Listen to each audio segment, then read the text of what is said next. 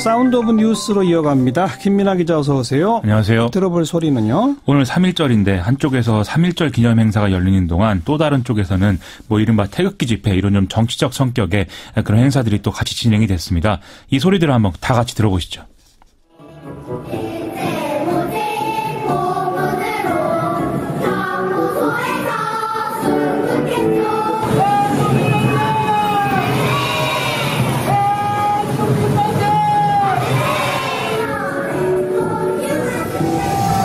우리 모두 태극기로 뭉치자.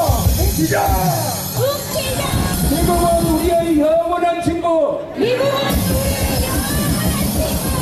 문재인 대통령이 평창올림픽 행사에서 안첩으로 20년을 살고 나온 신영복을 존경하는 대한민국 대통령 그대로 둘 수 있습니까, 여러분? 독도는 일본의 한반도 침탈 과정에서 가장 먼저 강점당한 우리 땅입니다. 위안부 문제 해결에 있어서도 일본 정부가 끝났다라고 말해서는 안 됩니다. 네, 양쪽 분위기가 완전히 달랐죠?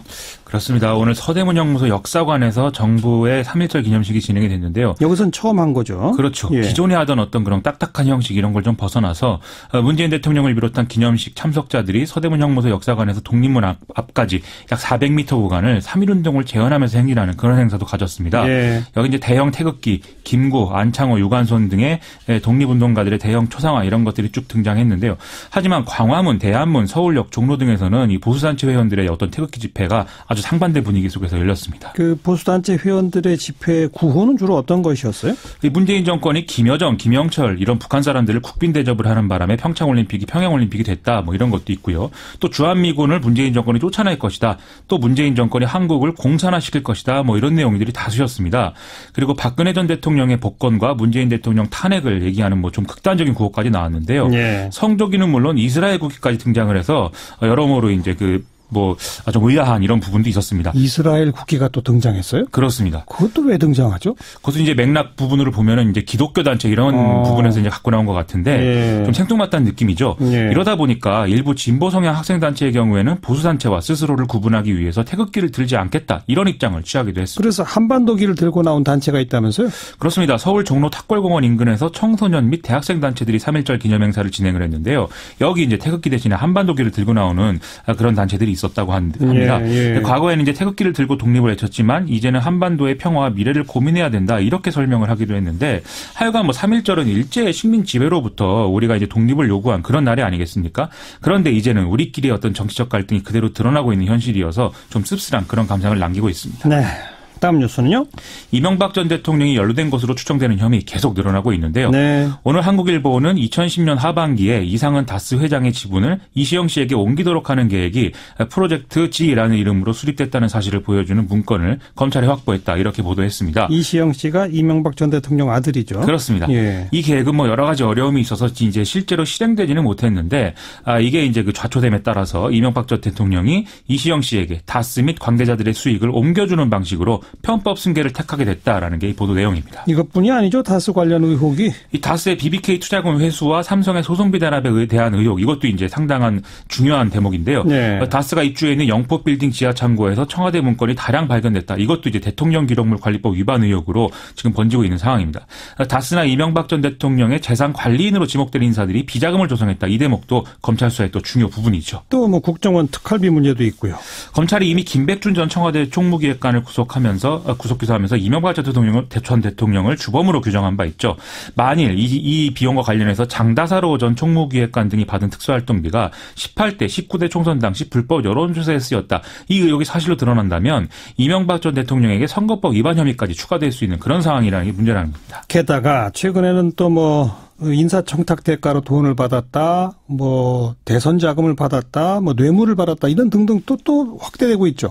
이팔성 전 우리금융지주 회장이 인사청탁 과정에서 이상득 전 의원과 이명박 전 대통령의 사위인 이상주 삼성전자 전무에게 각각 8억 원과 14억 원을 전달했다. 이 소식 전해드렸죠. 예. 또 대보그룹이 관급공사 수주의 편의를 봐달라면서 수억 원을 이명박 전 대통령 측근에게 줬다. 이런 뇌물 의혹들도 계속 나오고 있는 상황입니다. 네.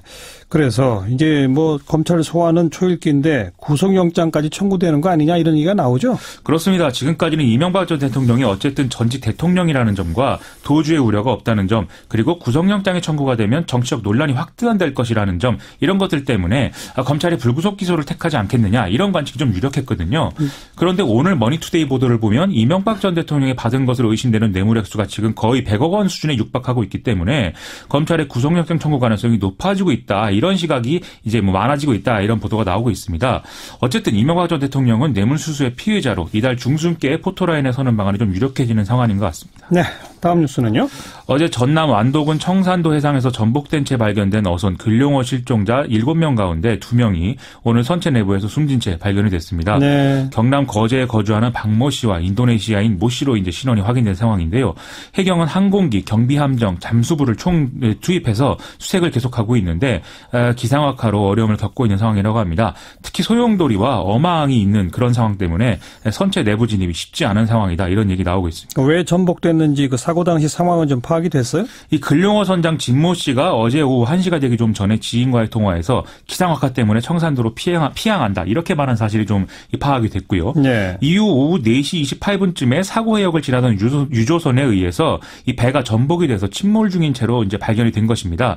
완도 해상교통관제센터의 확인 결과 이날 오후 1시 16분부터 근룡호의 이 선박 위치 식별 장치, 이 영문자 약자로 AIS라고 하지 않습니까? 예. 이게 꺼져 있다는 점도 확인이 됐다는데요. 결국 통화 직후에 사고가 났다. 이 가능성이 지금 가장 크다고 보여지는 것이죠. 네. 사고 당시에 청산도 인근 해역에는 강한 바람과 함께 높은 파도가 일었던 것으로 지금 확인이 되고 있는데 그렇다면 순식간에 어선이 뒤집어졌다. 이런 추론이 가능한 상황이라는 겁니다. 네. 자, 다음 뉴스는요? 미국이 지난주 하와이에서 이른바 탁상훈련으로 불리는 이 북한을 겨냥한 비밀 전시작전 계획 점검을 진행했다라고 뉴욕타임스가 보도했는데요.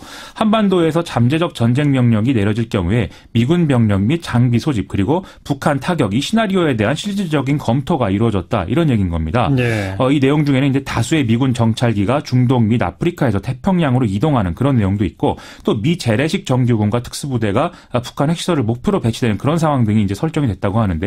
이 작전 계획 내용을 보면은 미군 1만 명이 전투로 부상할 수 있고 또 민간인 사상자도 수천 명 또는 수십만 명까지 달할 수 있다. 이런 예측치까지 나와서 상당히 우려가 되는 상황입니다. 네. 뭐 훈련이긴 합니다만 이런 게 이제 전쟁 가능성을 좀 높이는 그런 행동이어서 좀 불안하네요. 그렇습니다. 이게 분명 심상치 않은 기류다. 이렇게 얘기할 만한 대목이 있는 게 사실인데요. 제임스 매티스 국방장관이 군 수뇌부에 북한과의 어떤 군사행동에도 대비하라 이렇게 지시를 했다고 하고 이미 태평양 지역의 미군의 경우에는 이 탄약이 지상부대에 배치되기 시작했다. 이런 내용도 이 보도에 포함되어 있어서 상당히 걱정스럽습니다. 예. 다만 이제 감당해야 할 인적 비용이 너무 높은 것으로 드러나서 훈련 과정에서 이 북한과의 전쟁은 재앙이 될 수 있다는 우려가 이 미군 수뇌부 사이에 커졌다. 이 점은 이제 뭐 주목할 필요가 있는 대목인 것 같은데요. 예. 이 뉴욕타임스는 백악관의 공격 결정은 전적으로 한국과의 협력에 달려 있다. 이런 평가로 기사를 끝맺고 있는데 결국 한미 간의 좀 긴밀한 협의 채널을 상시 유지하는 것이 중요한 과제인 것 같습니다. 그리고 그 철강 규제 뭐 트럼프 대통령이 곧 결정한다는 보도가 있던데요. 이름이 현지 시각 1일 곧 이제 나오는 것이죠. 백악관이 수입 철강 및 알루미늄에 대한 새로운 관세를 발표할 계획이다. 이렇게 폴리티코 등이 이제 보도를 했다고 하는데요. 오늘 우리가 1일이고 현지 시각 1일이면 이제 내일 새벽쯤 되겠네요. 그렇습니다. 일단 이들 언론은 트럼프 대통령이 모든 수입 철강과 알루미늄에 대해서 각각 24%, 10%의 관세 부과를 유력하게 검토하고 있다. 이렇게 전하고 있습니다. 그러면 기존에 이제 국무부의 1, 2, 3안 중에 1안에 이제 가까운 그런 결정이 내려지는 건데요. 예. 이게 우리 입장에서는 2안 12개 국가에 이제 50% 이상의 관세를 매기는 이 최악의 시나리오는 피하는 셈인데 아직 상황은 유동적이기 때문에 좀 더 지켜봐야 될 것 같습니다. 기다려보죠. 수고하셨어요. 고맙습니다. 김민아 기자였습니다.